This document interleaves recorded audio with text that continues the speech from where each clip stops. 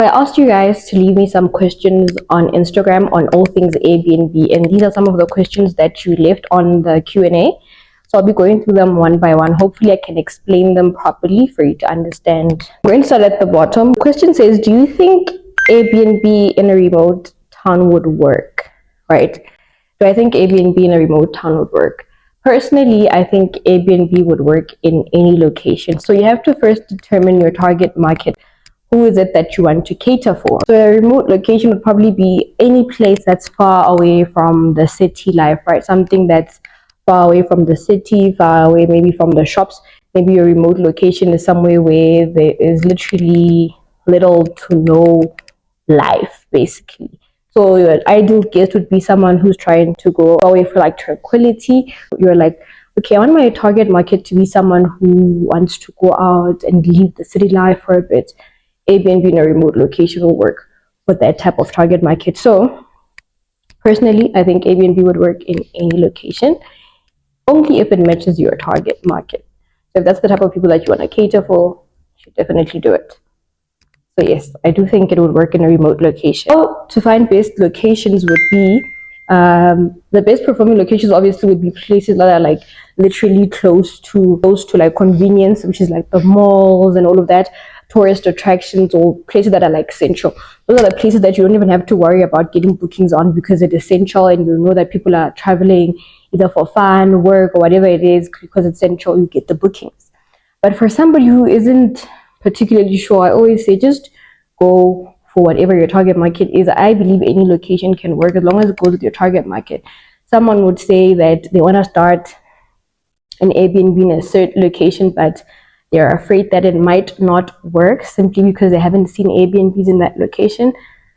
To me, I see that as a gap, right? To me, I see that as a gap. If there are no locations in that area, it means I'm going to start my Airbnb in this area and I'm going to get booked. Yeah, so it all depends on you and your target market. But those locations that are like typically a safety net would be close to convenience store, close to tourist attractions, central. How do you prevent items from being stolen in general and for short-term stays? I'm not sure if it's for short-term stays.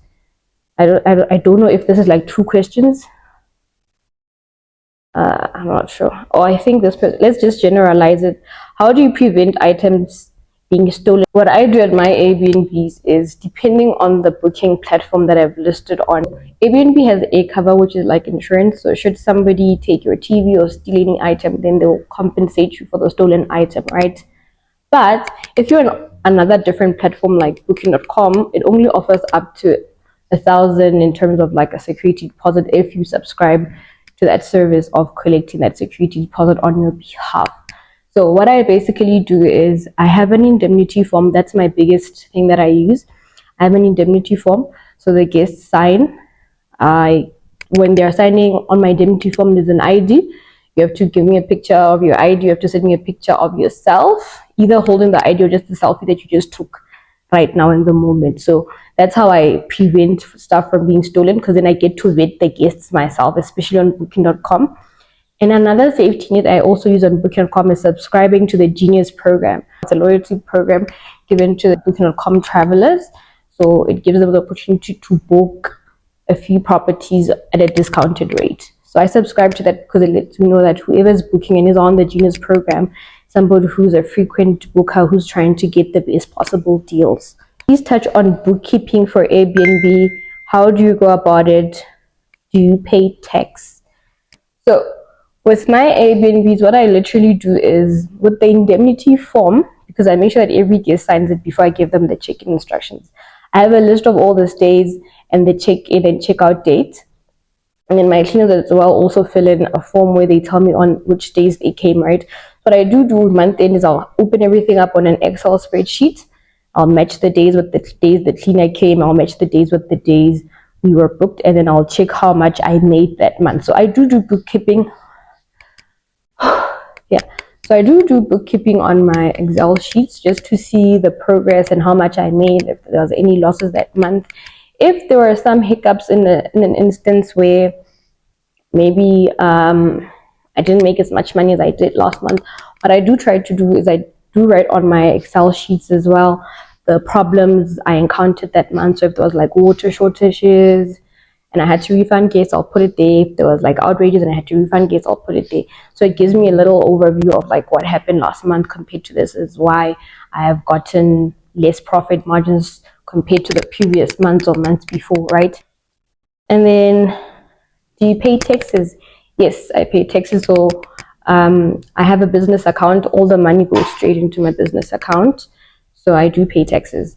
And whether you're an individual or a business, whether you're running an individual business account, you're still going to pay taxes either way. Because if your money is getting paid into your personal account, then SARS is still going to collect it as income tax. If you're running a business, you're also going to collect it on your annual returns.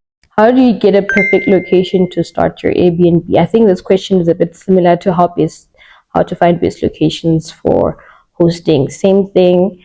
Determine what your target market is. What does Charlotte like? If Charlotte's booking a quiet place, that would be your ideal market. You would definitely target people who are quiet, who like a quiet place. You find a tranquil place that's not far from your Ubers and your convenience, but it's still quiet enough so that your guests can still have the best of both worlds. They still have convenience, but they still get a tranquil and quiet place, right? But if you're the type of person that likes, going out, having fun, you get a place that's central, kill two birds with one stone. So back to what I said earlier on, it will definitely go with the target market. That's the best way you can determine your location. Is 20,000 too little to start an Airbnb? No, 20,000 is not too little to start an Airbnb. If you set up a budget and you've picked a location that matches that budget, then you can definitely start your Airbnb with 20,000. Can you please explain the services that you offer regarding Airbnb in detail? Oh my gosh. I didn't think we'd have this question, but basically the services that I do have is, one, I have consultation. So at the consultation, you get to book an hour and you ask me all the questions that you want to ask, that you feel like you haven't gotten the answers to yet. And then also what we'll also do is, if there's enough time still left in that 1 hour session, I'll go through some questions that I feel like you didn't ask. So yeah, so you have consultation, and then two, we have mentorship. So program where you join and we have classes and quizzes. That's the mentorship program. And then from there, you have ongoing support. With the mentorship, we touch on all the topics that you can think of. So find this package where I find the properties for you, and then I do the viewings for you as well. Do you hire co-hosts for your Airbnbs, or you do everything by yourself? So basically, I do everything by myself. The only person that I feel like you need at your Airbnb is your cleaner. That's the only person that I feel like you need. If somehow you think your cleaner is not capable of helping you out, then I would suggest maybe you get a caretaker or someone in general that can come and check up on your place maybe once in a month. I don't have any co-hosts.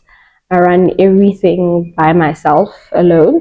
I do not physically need to be there at the Airbnb, so the only things that I have my cleaners do is to send me pictures of the place, and so I can monitor how clean the place is. If I need any restocks or refills to be done, my cleaner sends me a list of whatever needs to be restocked. I send her the money and she buys them. How do you manage bookings and check-outs? How do I manage bookings? I'm not too sure what that question means. And check-out. Okay, let's just leave that one because I'm not too sure what it means. How do you recover damages from guests? Okay, so with Airbnb, you have a cover. So if a guest damages anything from your place, you can just file it under a cover, right? So what you'll do is you'll go and file a reimbursement request. The guest will be given 24 hours to respond. If they don't respond in that 24 hours to pay the fee that you've put for the damages, then Airbnb will step in, right? So after that 24 hours, you have time to also escalate it to Airbnb. So once you escalate it to Airbnb, Airbnb will investigate and send you a payout. In terms of guests that are from Booking.com, they do have cover up to like 1,000. So if it's out of that, you can either charge a security deposit. So before the guest books, you charge them a security deposit. And then if they leave the place damaged, then you can just take the money from the security deposit. But if you don't charge the security deposit, I found that having that indemnity form that I mentioned earlier on helps a lot, because if the guest doesn't want to pay for the damages, right? Because on Booking.com you have to facilitate your own payments if the guest damages and it's outside that 1,000 right threshold. So if the guest refuses to pay, then you have collateral over them. You have their IDs. You have a picture of them, so that's enough for you to file a police claim. Hopefully, it doesn't get to you having to file a police claim, because most of the times, if you do remind the guest that you have their IDs and their pictures, then they will pay. Like, hi, sis, I'm a 23-year-old that recently bought a property.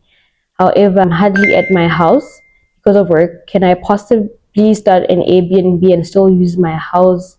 Basically, I'm not too sure what this question is, but I think that the person is asking if they can use their place for Airbnb when they're not around. I would like to think that's what it means. So yes, you can. So just make sure that you lock everything up when you're not around and put it up on Airbnb. Initially, that's what some people also did when Airbnb first came in the market. They would have it up as like their vacation homes. So when they traveled, they would just put their properties up for that 2 weeks or that 1 week that they weren't around for somebody else to stay and book. So yes, you definitely can put your place up on Airbnb even if you're using it. Sometimes you're there and sometimes you're not there. So the times when you're not there, you can definitely put it up on Airbnb. Yes, so yes, that's all the questions you guys had. Thank you for taking the time to go and leave these questions. I'm hoping that they help somebody else who had the exact same questions to start. Till next time. Bye.